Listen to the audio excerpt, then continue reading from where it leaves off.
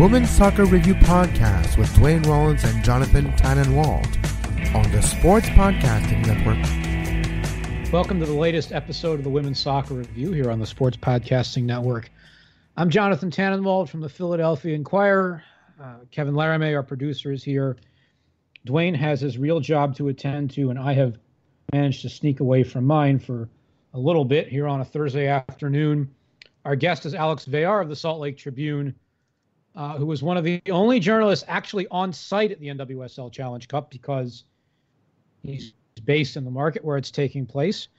We might get him to tell a story or two about what that's been like later in the show. Alex, how are you? I'm doing well. Thank you so much for having me. I listen to your podcast whenever I can, and I enjoy it. And I have always kind of, in the back of my mind thought, when am I going to get on this podcast? I'm waiting for you guys to ask me. Well, so, thank you. You're here. Thanks for being on. And Kevin, we have a listener. How about that? Woohoo! So that makes three of us. You're right, exactly.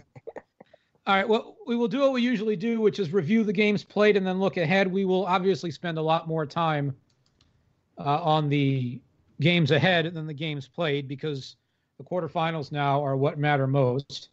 In terms of the last set of group stage games, Washington beat Houston 1-0, and then Chicago beat Utah 1-0. You're welcome, Alex, to weigh in on Washington and Houston, but I'm sure you're going to have more to say about Chicago, Utah, and I don't blame you because I was getting a little worried there that Utah didn't really rotate its squad very much during the first round, did they? Yeah, not so much. The last game, I think they did a little bit more tinkering with the lineup to rest people. They rested. They tried to rest Elizabeth Ball more, but somebody got injured, so they had to bring her in earlier than expected. They rested Labonta a little bit, Lola Labonta. I think they rested Vero Boquet, but mainly, they had a lot of their main women in there. I suppose I'm a little biased because, I asked about the start of the tournament, and I got the impression that Ciara King was going to start one of these games, and she didn't. Amy Rodriguez really carried the load a lot up front. Are you surprised that King hasn't played so much? Not so much. I think fans really want to see her, and they really want to see her start. They were excited when she got drafted, and kind of the way that she made her entrance into the NWSL with the comments she made while she was at the draft. But I kind of think that in the forward rotation, she is one of the last ones. She's obviously a rookie, so when you have somebody like Amy and somebody like Brittany, Brittany Ratcliffe, who was injured last year, but is a good player and has been in the NWSL for a little bit. I think naturally she's going to be behind in that rotation. I don't remember Amy Rodriguez playing very much against Chicago. It was Ariel Shipp and Brittany Ratcliffe who started that game as the two center forwards for Craig Harrington. So maybe kind of, so again, and Ariel Shipp is another one who they brought in who has more experience than King. So the way I kind of look at it, I just think she's a rookie. She's, she might just not be ready in Harrington's eyes to play at this level for a lot of minutes, I should say. I mean, and you're right. Rodriguez did not play against Chicago, and I forgot that.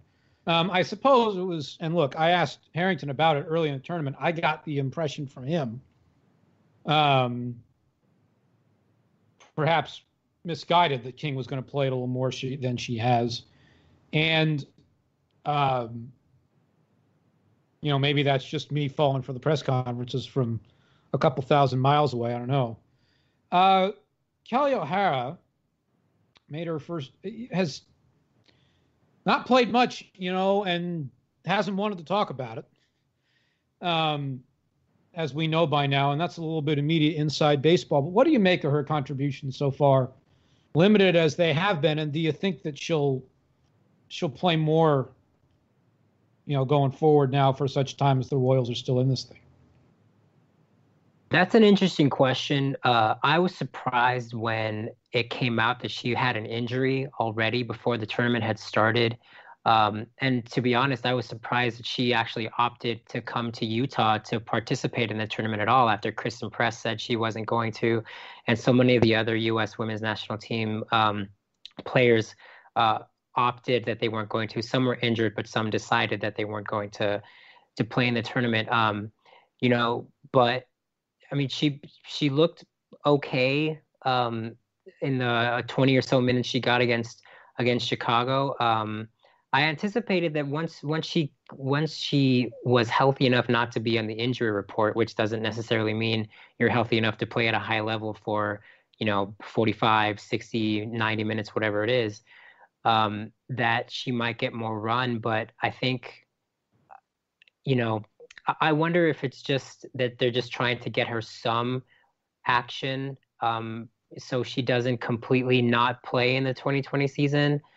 But, I mean, the way I see it, I probably just expect her to get spot minutes. I don't expect her to start.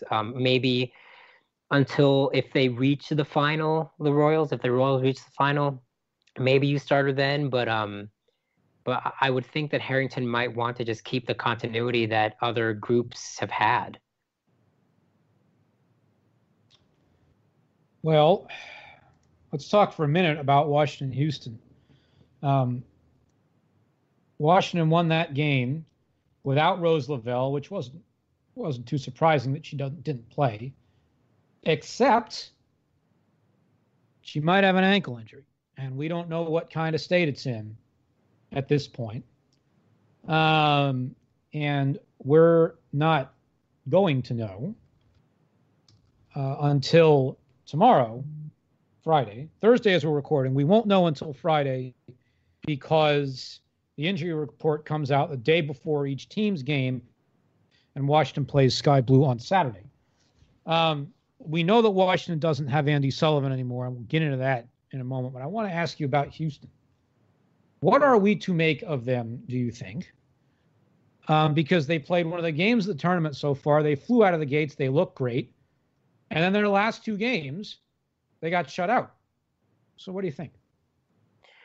Yeah, it's a little bit analogous to the Royals in that, 3 goals out of the gate and then getting shut out for the last two. The Royals have also not scored in the last 2 games. I think I haven't really watched a lot of Houston this tournament, I have to say, but they seem to be a team that a lot of people like, but the results are just not getting there, and I kind of feel like they're kind of like the Royals in the sense that like they were exciting and now you kind of don't really know what they are, and I don't really have much to say about them other than that. I haven't been watching them that much, to be honest. Well, you're going to see them again, obviously, in a few days when they play Utah. The Monday, the Monday first round games. Again, I keep trying to say the group stage and stopping myself because it's not a group stage. Look, we'll go a little out of order here only because Sky Blue North Carolina was pretty well predictable. North Carolina won 2-0. It was pretty straightforward. Sky Blue played well overall, I thought, but North Carolina was just the better team. They put the game away in about, an hour and change, and that was that.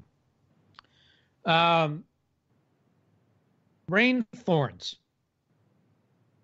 was, for my money, one of the absolute most fascinating games in this tournament. Because the Portland Thorns needed to score 1 goal, Alex, in that game. A grand total of 1 goal in order to not finish in last place and have to face North Carolina in the quarterfinals. And Lindsey Horan did not play because she's a little bit injured.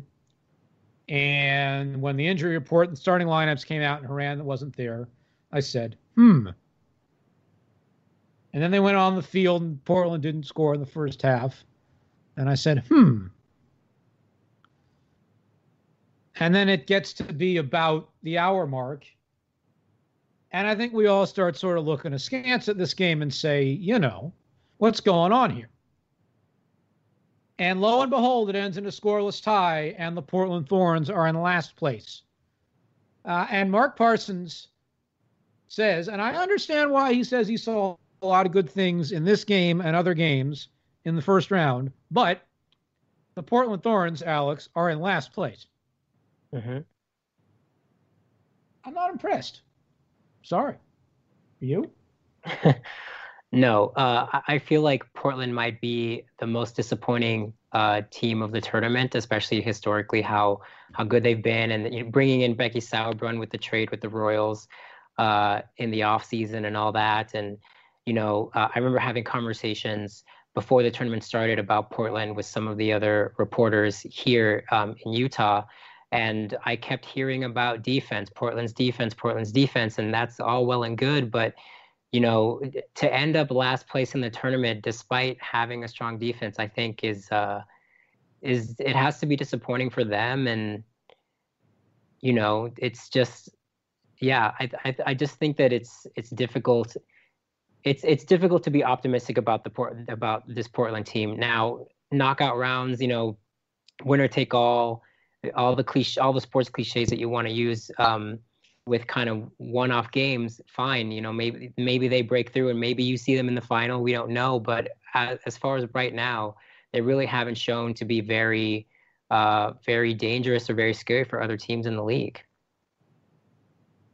So we go to the quarterfinal matchups, and we start with Portland, North Carolina, of course.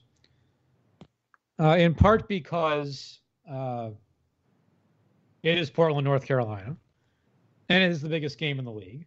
And in part because it is the first quarterfinal.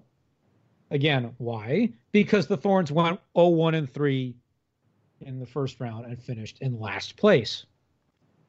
Not only was North Carolina already the favorite to win this game, but as we were coming on air with the show, the injury report came out from the league.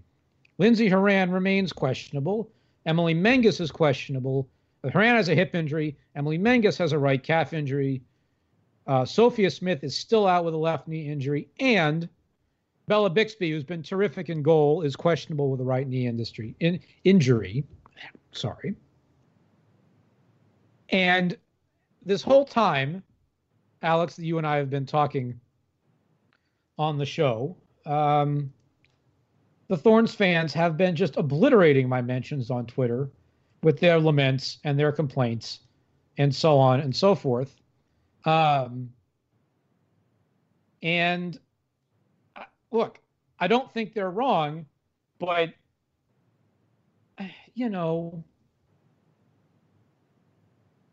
what even should the expectations be at this point? Not to lose 4-0, maybe? Yeah. Yeah, I mean, if your goalkeeper who's played really well isn't going to play, if you're missing all these, it's difficult. I just really think it's difficult to expect very much out of Portland, especially with the way that North Carolina has played. They've shown clearly that they are far and away the best team in the league. They're the Lakers of the NWSL. I think that Portland fans are going to be very upset throughout the 90 plus minutes of watching them against North Carolina. Alex, for those who don't know, is a West Coast person on this generally East Coast podcast. We say the Yankees in this part of the country. I apologize. No, it's fine. I laughed. And you have a point, except for the Lakers' relative lack of titles in the last few years, which I know annoys you somewhat, and it might make your readers in Salt Lake City, I suppose, happy that the Lakers haven't won anything in a while, but we're about to find out about that, aren't we? Yeah. Expectations management is a wonderful thing, isn't it? Yeah, I think it should be in like every therapist's toolbox, and how to help their patients manage expectations, because that is a huge thing, not just in sports, but in life as well. So we go then to Friday night, and the game you'll certainly be watching closely. Houston, Utah playing for the second time in this tournament. I have a hard time believing that it's going to be 3-3 again. Alex, what are your expectations? I also think that there will be less goal scoring. I am very interested to see. Houston's coach said something really interesting yesterday. He said that at the beginning of the tournament, when Utah came out in a 3-5-2, it caught them off guard. Myself as well. I mean, I was not expecting a 3-back from the Royals, especially after watching the 4-4-2 diamond that Laura Harvey had last year. A completely different look. But it's other than not being able to score goals the past 2 or 3 games. Defensively, I think it's worked pretty well. They've given up 2 late goals, but have shown in long stretches that they can defend at a pretty high level. So, goal scoring might be there might be a dearth of goal scoring, if I'm using that term right. I hope I am. But Craig Harrington in the beginning of the season and throughout the tournament has said that he wants the Royals to be a high octane offense. He wants to score more goals. He said it so many times, and I find it curious that has been a struggle for Utah this year, much like it was a struggle under a different head coach last year at times. I have a feeling that it's going to be a very defensive game, and I have a feeling that it might be 1-0. I really think that it has the potential to be that. We move on to the Saturday games as news breaks that I will have to deal with after I get off the air here about the rest of my soccer life, and those of you who follow it might know what it is already. Washington Sky Blue, 12:30 Eastern Saturday, a game I'll be watching because I cover Sky Blue obviously quite a bit, and the Washington Sky Blue is the closest thing to an East Coast rivalry in the league. It's not really all the way there, but it's, as I said, the closest you get. Sky Blue goes from playing against a high-pressing, counter-attacking team in North Carolina to a possession skill team in Washington. I assume Rose Lavelle is going to be back. Andy Sullivan is not going to be back because she's got a torn meniscus, which is really too bad. And Alex, have you been to any of the Washington games yet in person? I have not. All right. And I'll just sort of roll on from this one because, Sullivan is a huge loss and someone who I really wanted to see put her stamp on this tournament. And now in the biggest games of all, it's not going to happen, unfortunately. Here's one for you about Washington. Ashley Hatch went to BYU, right? I believe she did. How much are folks out in your neck of the woods paying attention not only to the Royals but to some of these other players who came out? BYU is a very strong women's soccer program. Mm-hmm. For folks who don't know, how much are they how much are they and folks around Utah sort of paying attention to these folks? I don't get the sense. I know that there are other outlets that kind of focus more on the local players who have come out of college or high school here that end up in the NWSL. That they've ended up around the league. I don't really get the sense that there are that there's a huge contingent of Ashley Hatch fans or other locals who played in the league. But that might just be my own sort of Twitter bubble that I'm in, and I'm not exposed to that. But so I could be wrong, but it doesn't. I definitely don't. I really don't see it very much. Hey, it's the bubble time of year, right? That's the way it ought to be. Exactly. Kevin, I saw that our LDS had a piece. Well, it was a Canadian press piece on Evelyn Vienne of Sky Blue, and I saw also, as I think we all did, that Diana Matheson called out the Globe and Mail and TSN and Sportsnet for not paying much attention to the games. Any progress in that regard up there?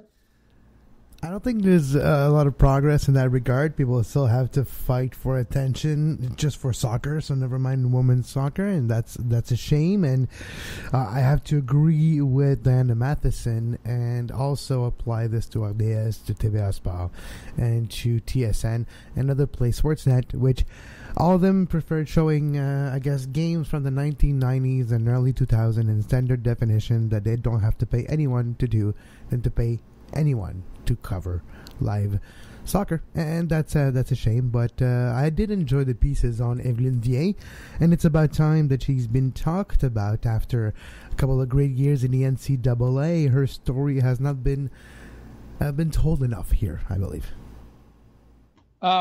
So the last of the quarterfinals is Reign Chicago, and I was on a Zoom call with Rory Dames, the Chicago manager, earlier Thursday.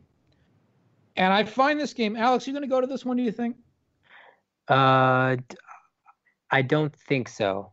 I don't mean to put you on the spot too much, but I find this one really interesting. And it's teams that I know you've watched a bit in this tournament because they've both played the Royals. Right.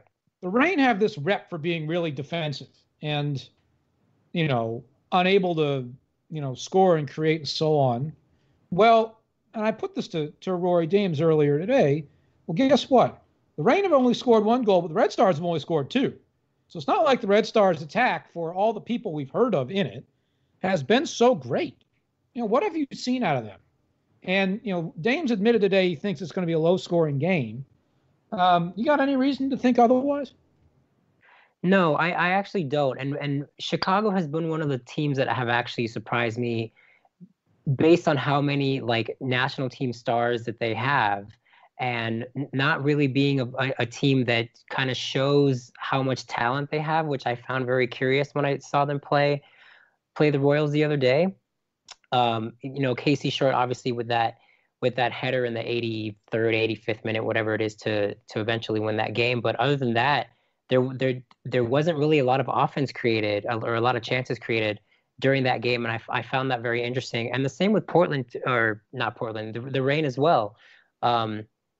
They, against the Royals, they couldn't really create very many chances. That they had to win on a stoppage time goal, which is frustrating for any team to give up, obviously. But and I really don't know if that's a function of the way that the Royals defended or the way that Chicago or the Reign kind of have been attacking for the duration of this tournament, but the results have kind of shown that neither team has really been strong, like you said, Jonathan, of scoring very much. So I don't have any reason to expect 2 or 3 goals from either team. So it could end up in a draw that has to go to extra time because of that.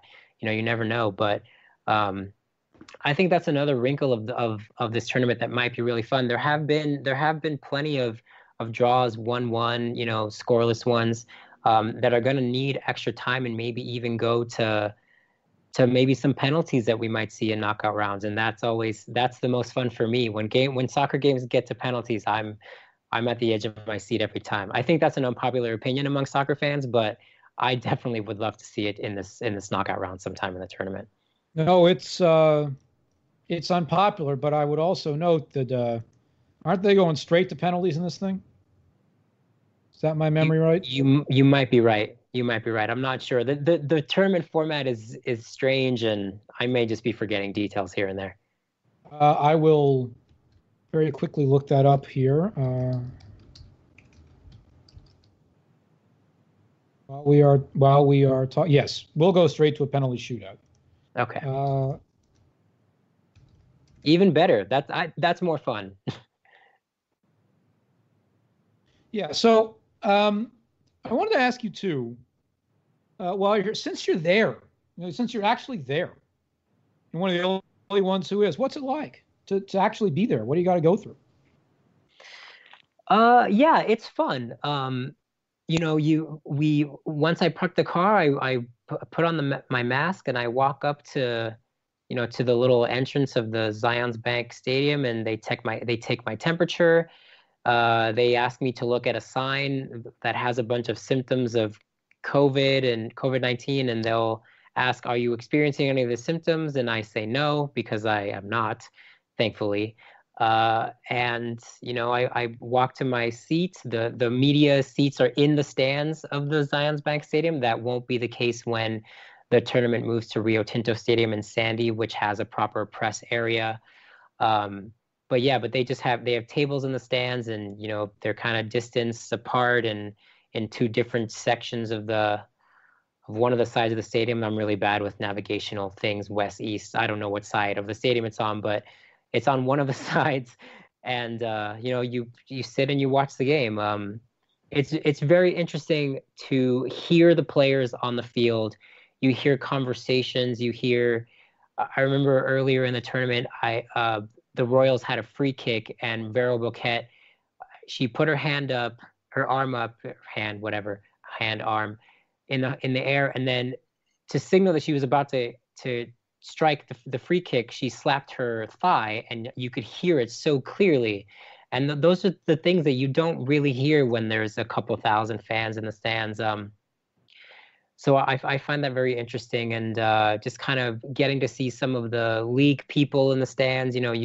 Lisa Baird is here in Utah. I got to meet her personally the other day. That's kind of like an interesting thing that you get to do. People's kids are in the stands. Players from other teams.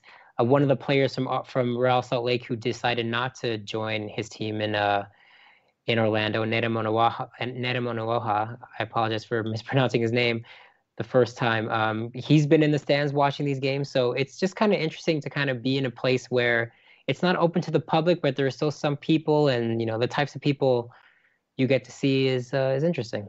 And I assume, Alex, that you don't get to talk to the players or anybody directly, right? No, we don't. We don't get to do in-person interviews. They're all done virtually via Zoom or Twitch or whatever, media members inside baseball. But they're submitting their questions to like either league or team public relations people, and those people are asking the reporters questions on our behalf, which draws some ire from the media members themselves, but that's another podcast for another day, if anybody would ever care to listen to that podcast. But that's been a change in kind of how I'm used to covering a team.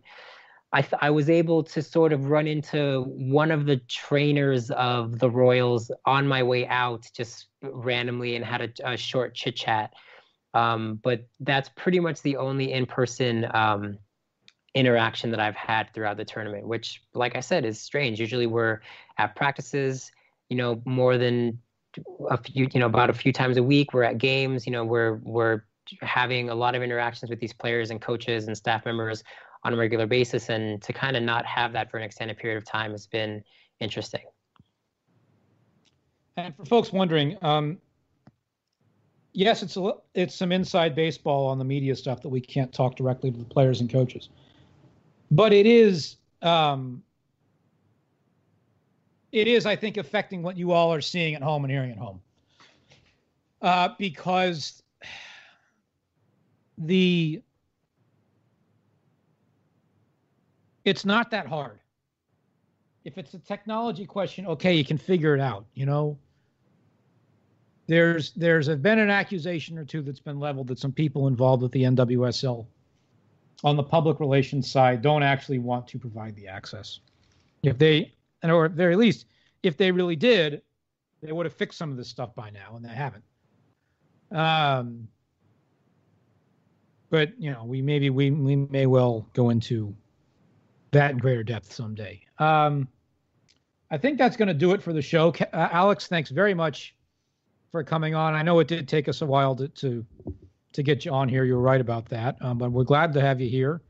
Alex is one of the best in the country, and one of those people who does cover the full breadth of the soccer landscape, men's and women's, because the Royals organization has the Royals and Real Salt Lake of MLS, and the Real Monarchs of the USL. And it's plenty to do, and Alex does a great job with it. And Alex, thanks for coming on.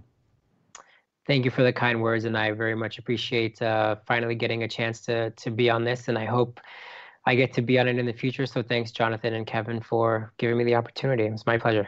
I'm sure we'll have plenty of opportunities.